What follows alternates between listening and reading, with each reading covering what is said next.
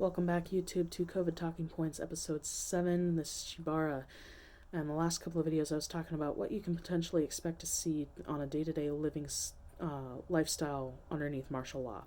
I talked about curfews. I talked about day-to-day schedules if you're living at home by yourself or with family of what to expect, up to and including an extreme instance of what will happen. I did note that if you try to fuss or fight or go against the government, you can potentially get yourself killed. That and the lives of your family will be endangered. The lives of these personnel will also be endangered if you are positive with COVID-19, and the lives of your pets will be endangered. Best case scenario, though, for that, in the extreme sense, they'll seize your pets and separate them and hopefully treat them for any exposure and stuff like that.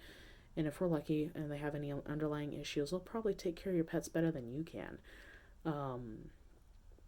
But that's best case scenario. That is not something that we were going to waste supplies on doing. So during martial law, we have power, assuming this is what's going on. Let's say we have power, we have water, we have gas. We're okay. If you're compliant, you're living comfortably at home and everything, that'd be fine. Now, the government has already talked about suspending gas bills, electric bills, water bills, and stuff like that. And some companies have already started taking the initiative. They're suspending it for like 30 days and stuff like that, or some for up to like 4 weeks, 6 weeks. That is good. Italy, on the other hand, completely suspended mortgages. They suspended water bills, electric bills, gas bills indefinitely because they are prepared to handle this for the long run. And we need to as well. Okay?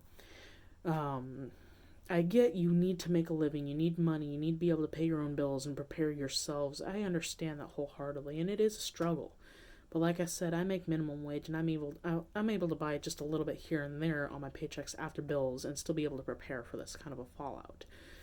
So if you think you can't do it, believe it or not, you can. You just need to control your eating habits, your portion sizes, and what exactly you buy. That's what we're trying to focus on here, okay?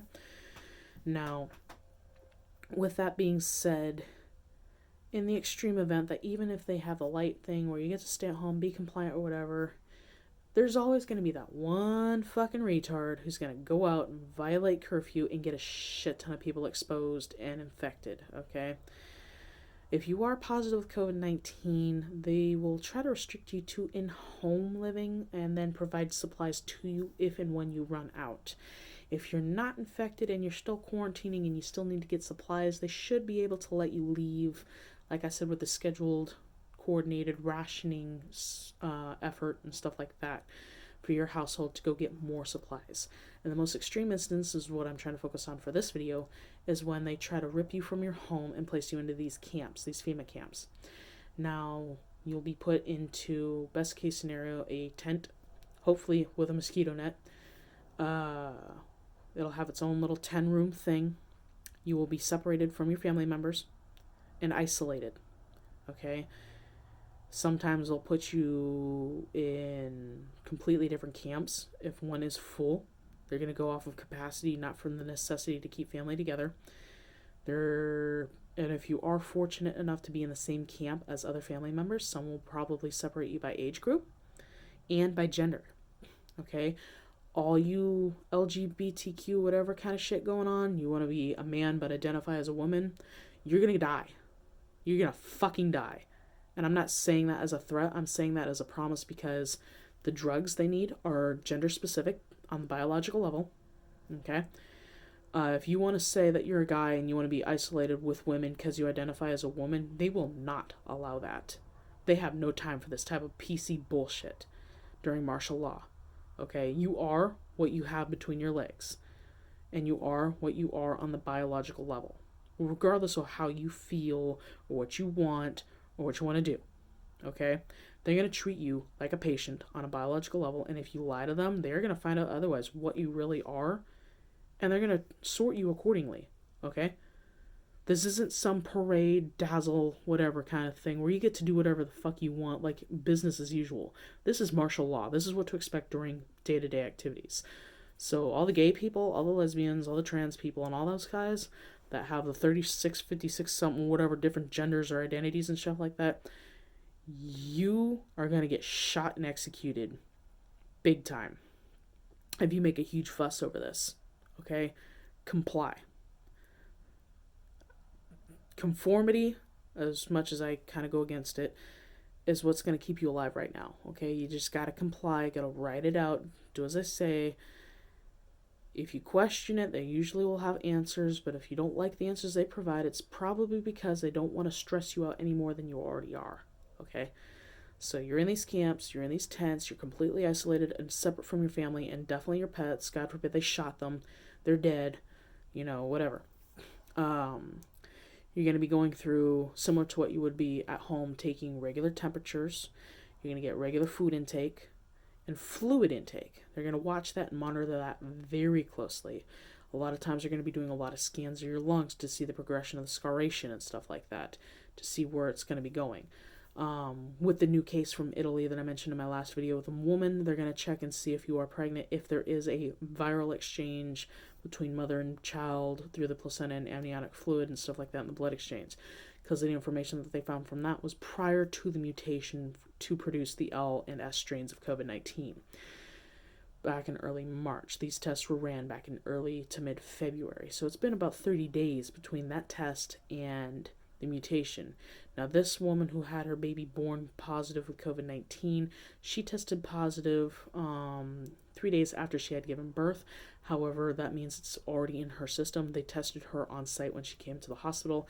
They didn't get the results back until 3 days after the child was born. And the child also came back positive. So they don't know if it had occurred by exposure to an infected doctor who handled a COVID-19 patient, or if she gave it to the baby through the placental thing. They are still investigating that right now because of the recent mutation in COVID-19. So if you are pregnant, you will get priority care, because pregnancy puts a lot of strain on the body. It will stress you out. You're going to be all over the place. You're going to be a hot mess. But if you're over 36 weeks and before 39 weeks pregnant, they will heavily monitor the health of that child to ensure that you and the child will survive.